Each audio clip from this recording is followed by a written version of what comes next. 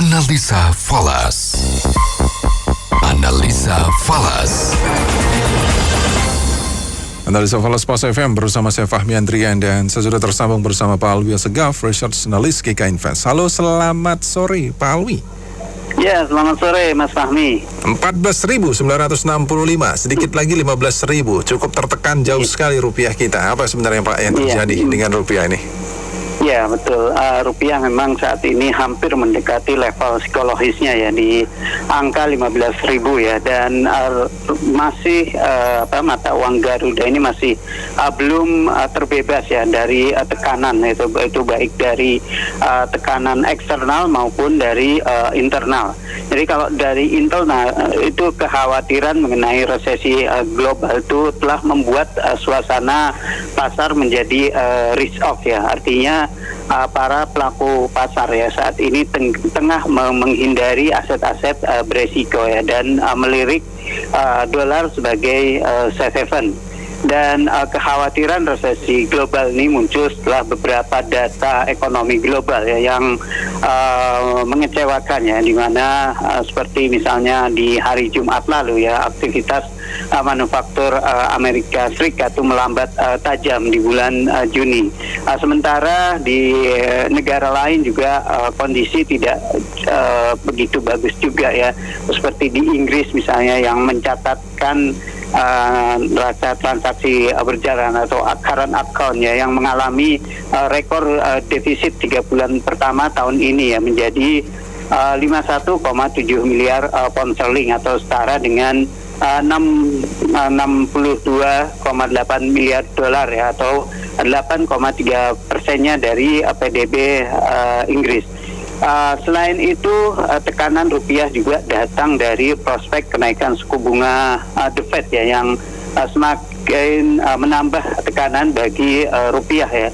Jadi The Fed ini di semester 1 ya, saat ini sudah masuk semester 2. Di semester 1 The Fed ini sudah 3 kali menaikkan suku bunga ya, termasuk kenaikan suku bunga 75 basis poin di bulan Juni ya, dan kenaikan itu menjadi kenaikan yang terbesar sejak tahun 1994 ya. Dan tidak hanya itu, The Fed juga berencana menaikkan suku bunga 50 sampai 75 basis poin ya, dan di akhir tahun suku bunga diproyeksikan menjadi 3,25% hingga 3,5%. Nah, di sisi lain BI Bank Indonesia itu masih tetap menahan ya suku bunga di 3,5% ya. Artinya ini spread antara imbal hasil obligasi Amerika Serikat dan negara kita tentunya akan menjadi menyempit ya, sehingga hal ini bisa memicu adanya capital outflow ya. Dan meski kita lihat juga bahwa inflasi dari dalam negeri juga sudah mulai merangkak naik ya, di mana Jumat lalu BPS melaporkan inflasi untuk bulan Juni ya secara bulanan itu naik 0,61% ya, dari bulan sebelumnya yang 0,4%. Bahkan inflasi tahunan juga naik menjadi 4,35% ya, dari bulan sebelumnya 3,55% ya. Tentunya dengan adanya tingkat inflasi tingginya tingkat inflasi itu bisa mengurangi daya beli masyarakat ya. Padahal belanja rumah tangga itu merupakan kontributor terbesar juga buat PDB ya, berdasarkan pengeluaran. Nah, di saat inflasi tinggi, BI juga masih belum menaikkan suku bunga. Nah, ini juga menambah tekanan ke rupiah. Oke. Pak, mungkin terakhir karena keterbatasan waktu. Kita lihat komoditas kemarin ya, emas itu sudah di 1.700-an loh. Tapi akhirnya bisa berangkat naik di 1.800-an sekarang, 1.807 tepatnya sekarang ya. Kalau Bapak melihat emas ini akan kemana nih Pak? Apakah sudah di area di mana untuk membeli? Jadi kalau kita lihat emas ini seperti naik enggan, turun pun tak mau gitu. Artinya ada tarik menarik sentimen buat emas ini ya. Jadi di sisi lain kenaikan ekspektasi kenaikan suku bunga itu telah menekan logam mulia ini, karena emas ini merupakan aset yang tidak menghasilkan bunga. Bahkan kalau kita nyimpan emas justru dikenakan biaya storage ya.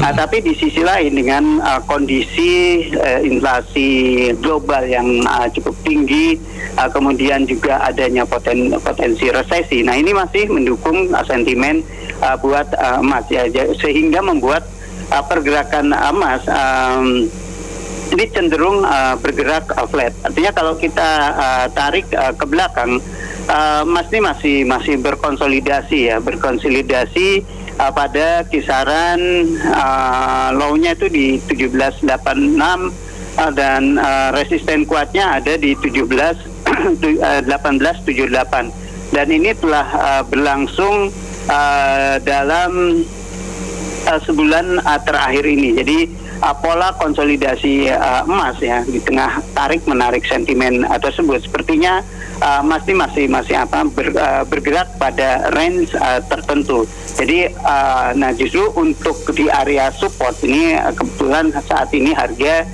berada di area support. Nah, ini justru bisa dimanfaatkan untuk aksi beli ya, karena kalau dilihat dari grafik daily juga, kalau dari istilah technical itu ada pola hammer di hari Jumat. Nah, ini menunjukkan bahwa ini buyer ini mulai menjaga agar harga tidak turun melebihi angka 1.800.